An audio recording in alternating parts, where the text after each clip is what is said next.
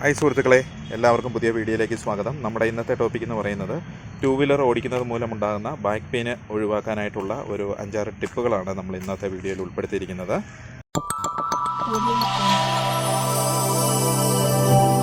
അപ്പോൾ എല്ലാവർക്കും പുതിയ വീഡിയോയിലേക്ക് സ്വാഗതം. അപ്പോൾ നമ്മൾ ഇന്നിവിടെ സംസാരിക്കുന്നത് ടൂ വീലറുകൾ ഓടിക്കുമ്പോൾ ഉണ്ടാകുന്ന ബാക്ക് പെയിനുകൾ ഒഴിവാക്കാനായിട്ടുള്ള കുറച്ച് ടിപ്പുകളാണ്. അപ്പോൾ എനിക്ക് യൂസ് ചെയ്തിട്ട് ഉപകാരം വന്നിട്ടുള്ള ടിപ്പുകളാണ് ഞാനിവിടെ ഡിസ്കസ് ചെയ്യുന്നത്. ഇത് എല്ലാ വാഹനം ഓടിക്കുന്നവർക്കും ബാക്ക് പെയിൻ ഉണ്ടാകുന്നവർക്ക് ബാക്ക് പെയിൻ മാറുന്ന ഒരു ടിപ്പാണെന്ന് ഞാൻ അവകാശപ്പെടുന്നില്ല, ഞാൻ പറയുന്നില്ല. അതുപോലെ തന്നെ എനിക്ക് യൂസ്ഫുൾ ആയിട്ടുള്ള ഒരു 5-6 ടിപ്പുകളാണ് ഞാനിവിടെ പറയുന്നത്. അല്ലാത്ത പല വാഹനങ്ങൾ ഓടിക്കുന്നവർക്ക് ബാക്ക് പെയിനുകൾ ഉണ്ടാകുവാനുള്ള ചാൻസ് ഉണ്ട്. അതെല്ലാം നല്ലൊരു ഡോക്ടറെ കണ്ട് അതിന് വേണ്ട ചികിത്സാ രീതികൾ സ്വീകരിക്കേണ്ടതാണ്. ഇത് ചെറുതായിട്ട് എനിക്ക് തോന്നിയ ഒരു 3-4-5 ടിപ്പുകളാണ് ഞാനിവിടെ നിങ്ങളുടെ മുന്നിൽ പങ്കുവയ്ക്കുന്നത്. ആദ്യമായിട്ട് നമ്മൾ ടൂ വീലറിൻ്റെ ടയറിൻ്റെ കാര്യം തന്നെ എടുക്കാം. ഈ ടയറിൻ്റെ അകത്താണെങ്കിൽ ടയറിൻ്റെ എയർ ഒരു മെയിൻ കാരണമാണ്. അപ്പോൾ കമ്പനി നിശ്ചയിച്ചിരിക്കുന്ന രീതിയിലുള്ള എയർ മാത്രമാണ് നമ്മൾ എയർ അടിക്കുമ്പോൾ ഈ ടയറിൽ അടിക്കേണ്ടതായിട്ടുള്ളത്. അല്ലെങ്കിൽ എയർ കൂടിയാലും കുറഞ്ഞാലും പ്രശ്നമാണ്. എയർ കൂടുന്നതനുസരിച്ച് ടയർ നമ്മൾ വണ്ടി ഓടിക്കുമ്പോൾ നമുക്ക് സ്റ്റിയറിങ്ങിൽ ഷെയ്ക്ക് ഉണ്ടാകുവാനൊക്കെ ഉണ്ടാകാനൊക്കെ ഇടയാകും. അതുപോലെ തന്നെ കമ്പനി നിശ്ചയിച്ചിരിക്കുന്ന അളവിലുള്ള എയർ മാത്രം നമ്മൾ ഇതിലടിക്കുവാനായിട്ട് ശ്രദ്ധിക്കുക. ഒരു പോയിൻ്റ് കുറഞ്ഞാലും കുഴപ്പമില്ല.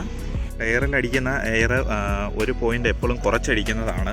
കമ്പനി നിശ്ചയിച്ചിരിക്കുന്ന രീതിയിൽ അളവിൽ നിന്ന് ഒരു പോയിൻ്റ് എപ്പോഴും കുറച്ചടിക്കുന്നതാണ് നല്ലത്. കാരണം അതുമൂലം ടയറും ഈ റോഡും തമ്മിലുള്ള ഒരു കണക്ഷനും അതുപോലെ തന്നെ ഗട്ടർ കാര്യങ്ങൾ പിന്നെ ചെറിയ കല്ലുകളൊക്കെ ഉണ്ടെങ്കിൽ ആ ടൈമിൽ ഈ ടയർ ഒന്ന് പതിഞ്ഞ് ആ റോഡുമായിട്ട് നല്ല രീതിയിൽ സ്മൂത്തായിട്ട് പോകും. അതും ഒരു നല്ല ഉപകാരപ്രദമായൊരു കാര്യമാണ്. പിന്നെ മൈലേജ് കുറയുവാനായിട്ടുള്ള സാധ്യത കാര്യങ്ങളൊക്കെ ഉണ്ട്. അപ്പം എയർ ഒത്തിരി അടിച്ചു കഴിഞ്ഞാൽ മൈലേജ് കൂടുതൽ കിട്ടും, അല്ലെങ്കിൽ അങ്ങനെയുള്ള കാര്യങ്ങൾ ഒക്കെ ഉണ്ട്. അപ്പോൾ അത് നമ്മളൊന്ന് ശ്രദ്ധിക്കേണ്ടതാണ്. അതുപോലെ തന്നെ നമ്മുടെ ബാക്ക് പെയിന് അതുപോലുള്ള കാര്യങ്ങൾക്ക് ഒരു പരിധി വരെ ഈ ടയറിൻ്റെ കൂടുതലായിട്ടുള്ള എയറും കാര്യങ്ങളും ഒക്കെ പ്രശ്നങ്ങളാണ്. നമ്മൾ അടുത്തതായിട്ട് ശ്രദ്ധിക്കേണ്ടത് ടൂ വീലറുകളുടെ സസ്പെൻഷനുകളാണ്.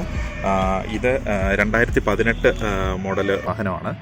അതിൻ്റെ സസ്പെൻഷന് ഈ രീതിയിലാണ് വരുന്നത്. ഇപ്പോൾ പുതിയ രീതിയിലുള്ള BS6 മോഡലുള്ള വാഹനത്തിൻ്റെയൊക്കെ സസ്പെൻഷൻ ഇച്ചിരി കൂടി അഡ്വാൻസ്ഡായിട്ട് നല്ല രീതിയിൽ സസ്പെൻഷൻ തരുന്ന രീതിയിലുള്ള ഒരു സസ്പെൻഷനാണ് ഇപ്പോഴത്തെ വാഹനങ്ങൾക്ക് ഉള്ളത്. അതുപോലെ തന്നെ ഈ സസ്പെൻഷൻ്റെ ഇവിടുത്തെ ഈ ബുഷുകൾ കാര്യങ്ങളൊക്കെ നമ്മൾ പ്രത്യേകം ശ്രദ്ധിക്കേണ്ടതാണ്. അത് നല്ല ക്വാളിറ്റിയുള്ള ബുഷുകളും അത് പോകുമ്പോൾ കറക്റ്റായിട്ട് ചേഞ്ച് ചെയ്യാനായിട്ട് നമ്മൾ ശ്രദ്ധിച്ചു കഴിഞ്ഞാൽ ഈ സസ്പെൻഷൻ നല്ലപോലെ വർക്ക് ചെയ്താൽ തന്നെ നമുക്ക് ഇതുമൂലം ഇതിൻ്റെ ബാക്ക് പെയിനുകളൊക്കെ ഒരു പരിധിവരെ ഒഴിവായി കിട്ടുവാനായിട്ട് സഹായിക്കും. അതുകൊണ്ട് മെയിനായിട്ട് നമ്മൾ ഈ സസ്പെൻഷനും കാര്യങ്ങളും ഒക്കെ ശ്രദ്ധിക്കേണ്ടതാണ്. വാഹനത്തിൻ്റെ അതിൻ്റെ കറക്റ്റായിട്ടുള്ള മെയിൻ്റനൻസും കാര്യങ്ങളും ഒക്കെ നടത്തി നല്ല രീതിയിൽ ഉപയോഗിച്ച് കഴിഞ്ഞാൽ ഒരു പരിധിവരെ നമുക്ക് ടൂ വീലറുകൾ കൂടുതൽ സമയം ഓടിക്കുന്നത് മൂലം ഉണ്ടാകുന്ന ബാക്ക് പെയിനും കാര്യങ്ങളും ഒക്കെ ഒരു പരിധിവരെ നമുക്ക് കുറഞ്ഞു ലഭിക്കുന്നതാണ്. അതുപോലെ തന്നെ നമ്മൾ വളരെയധികം ഉപകാരപ്രദമായ രീതിയിൽ ശ്രദ്ധിക്കേണ്ട മറ്റൊരു കാര്യമാണ്, ഇപ്പോൾ ഡെലിവറി സംബന്ധമായ ജോലികളൊക്കെ ചെയ്യുന്നവരാണെങ്കിൽ കൂടുതൽ സമയങ്ങളിലേക്ക് ടൂ വീലറുകൾ ഉപയോഗിക്കേണ്ടതായിട്ട് വരും. ആ സമയങ്ങളിൽ നമ്മൾ ഒരു അരമണിക്കൂർ വാഹനം ഓടിച്ചതിന് ശേഷം കുറഞ്ഞത് ഒരു 10 നിമിഷമെങ്കിലും റെസ്റ്റ് എടുക്കേണ്ടതാണ്. അതുപോലെ തന്നെ ചെറുതായിട്ടുള്ള എക്സർസൈസുകൾ, നടു വളയ്ക്കുന്ന രീതിയിലുള്ള അങ്ങനെ കുനിഞ്ഞുള്ള എക്സർസൈസുകളും കാര്യങ്ങളൊക്കെ ചെറുതായിട്ട് ബോഡി സ്ട്രെച്ച് ചെയ്യുന്ന രീതിയിലുള്ള എക്സർസൈസുകളും കാര്യങ്ങളും ഒക്കെ നമ്മൾ ചെയ്ത് കഴിഞ്ഞ് കഴിഞ്ഞാൽ നമുക്കൊരു പരിധിവരെ ടൂ വീലറുകൾ ഓടിക്കുന്നത് കൊണ്ടുണ്ടാകുന്ന ബാക്ക് പെയിനുകൾക്ക് ശമനം ലഭിക്കുന്നതാണ്. അതുപോലെ തന്നെ നമ്മൾ അടുത്തതായിട്ട് ശ്രദ്ധിക്കേണ്ട ഒരു പ്രധാന ഘടകമാണ് ഈ സീറ്റ്. പല രീതിയിലുള്ള സീറ്റുകളുണ്ട്. വളരെയധികം കട്ടി കൂടിയ രീതിയിലുള്ള കുഷ്യനിട്ടിരിക്കുന്ന സീറ്റുകളുണ്ട്. പല രീതിയിലുള്ള ഡിസൈനിലുള്ള സീറ്റുകളുണ്ട്. അതുകൊണ്ട് തന്നെ നമ്മൾ സീറ്റുകൾ തിരഞ്ഞെടുക്കുമ്പോൾ എപ്പോഴും സോഫ്റ്റ് ആയിട്ടുള്ള സീറ്റുകൾ നമ്മൾ ഉപയോഗിക്കാനായിട്ട് ശ്രദ്ധിക്കുക. അതായത് നമ്മൾ ഈ സോഫ്റ്റ് ആയിട്ടുള്ള സീറ്റുകൾ ഉപയോഗിക്കുന്നത് മൂലം നമുക്ക് ഒത്തിരിയേറെ ഉപകാരങ്ങളാണ് ലഭിക്കുന്നത്. അപ്പം നല്ല രീതിയിൽ സോഫ്റ്റ് ആയിട്ടുള്ള സീറ്റ് ഉപയോഗിക്കുന്നത് മൂലം നമുക്കിപ്പോൾ വാഹനം ഓടിക്കുമ്പോൾ ലോങ് റൈഡൊക്കെ ചെയ്യുമ്പോൾ ലോങ് റൈഡേഴ്സ് ഉണ്ട്, ഡെലിവറി പരമായിട്ടുള്ള ജോലി ചെയ്യുന്ന ആൾക്കാരുണ്ട്. ഇവർക്കെല്ലാം ഈ സോഫ്റ്റ് ആയിട്ടുള്ള നമ്മൾ സീറ്റ് ഉപയോഗിക്കുന്നത് മൂലം ഇപ്പോൾ വണ്ടി ഗട്ടറിൽ ചാടുകയോ അല്ലെങ്കിൽ ഒരു കുഴിയിലൊക്കെ ചാടുകയോ ചെയ്യുമ്പോൾ നമ്മുടെ നടുവിലേക്ക് വരുന്ന കുഴിയിലേക്ക് ചാടുന്ന ആഘാതം അല്ലെങ്കിൽ ആ നടുവിലേക്ക് വരുന്ന ആ പ്രഷർ നമുക്ക് വളരെയധികം കുറഞ്ഞു കിട്ടും എന്നാണ് എനിക്ക് മനസ്സിലാക്കാനായിട്ട് സാധിച്ചത്. അതുകൊണ്ട് നമ്മൾ സോഫ്റ്റ് ആയിട്ടുള്ള സീറ്റുകൾ തിരഞ്ഞെടുക്കുവാനും അല്ലെങ്കിൽ സീറ്റിൻ്റെ കുഷ്യൻസുകൾ തിരഞ്ഞെടുക്കുവാനായിട്ട് നമ്മൾ വളരെയധികം ശ്രദ്ധിക്കണം. അടുത്തതായിട്ട് നമ്മൾ ശ്രദ്ധിക്കേണ്ട ഒരു കാര്യം എന്ന് പറയുന്നത്, നമ്മൾ വാഹനം ഓടിക്കുമ്പോൾ നമ്മുടെ ഈ വാഹനത്തിൻ്റെ ഹാൻഡിലുണ്ടാകുന്ന ഷിവറിങ്ങുകൾ അല്ലെങ്കിൽ വൈബ്രേഷൻസ് നമ്മൾ പ്രത്യേകമായിട്ട് ശ്രദ്ധിക്കേണ്ടതാണ്. അപ്പോൾ വൈബ്രേഷൻസുകൾ ഉണ്ടാകുമ്പോൾ അതെന്താണ് വൈബ്രേഷൻ ഉണ്ടാകുന്നതെന്ന് ഒരു മെക്കാനിക്കിൻ്റെ അടുത്ത് പോയി കണ്ടുപിടിച്ച് അതിനുള്ള ഒരു പരിഹാരം നമ്മൾ കണ്ടുപിടിക്കേണ്ടതാണ്. കാരണം ഈ വൈബ്രേഷൻസും നമുക്ക് ബാക്ക് പെയിനൊക്കെ ഉണ്ടാകുവാനായിട്ടുള്ള ഒരു കാരണങ്ങളിലൊന്നാണ്. അതുപോലെ തന്നെ നമ്മൾ വാഹനം ഓടിക്കുമ്പോൾ ശ്രദ്ധിക്കേണ്ട മറ്റൊരു കാര്യമാണ് നമ്മൾ വണ്ടി ഓടിക്കുന്ന രീതി. ചിലരൊക്കെ സ്റ്റിയറിങ്ങിൽ ഭയങ്കര ശക്തിയോടുകൂടി പിടിച്ച് തിരിക്കുന്നതും പിടിച്ച് ബലം പിടിച്ചിരിക്കുന്നതും ഒക്കെ നമുക്ക് കാണുവാനായിട്ട് സാധിക്കും.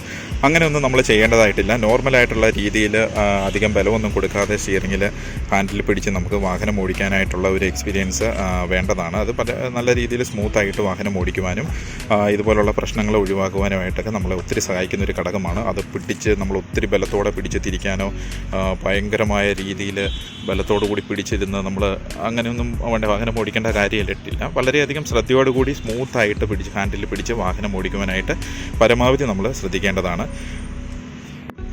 വാഹനം ഓടിക്കുമ്പോൾ ഉണ്ടാകുന്ന എല്ലാ ബാക്ക് പെയിനുകൾക്കും ഇതൊരു സൊല്യൂഷനാണ് എന്ന് ഞാൻ കരുതുന്നില്ല.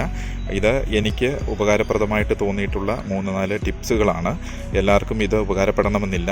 അപ്പം ബാക്ക് പെയിൻ ഉള്ളവർ വ്യക്തമായിട്ടും ഒരു ഡോക്ടറിൻ്റെ അഡ്വൈസ് പ്രകാരമുള്ള ട്രീറ്റ്മെൻറ്റുകൾ സ്വീകരിക്കണമെന്നാണ് ഞാൻ അഭ്യർത്ഥിക്കുന്നത്. ഇത് എനിക്ക് ഉപകാരപ്രദമായിട്ടുള്ള ഒരു 3-4 ടിപ്സുകളാണ് ഞാൻ ഇന്ന് ഈ വീഡിയോയിൽ ഷെയർ ചെയ്തിരിക്കുന്നത്. വീഡിയോ കണ്ട എല്ലാവർക്കും താങ്ക് യു. എല്ലാവരും സപ്പോർട്ട് ചെയ്യുമെന്ന് കരുതുന്നു. നിങ്ങളുടെ വിലയേറിയ അഭിപ്രായങ്ങളും എല്ലാം കമൻറ്റ് ബോക്സിൽ ഇടുക. Thank you.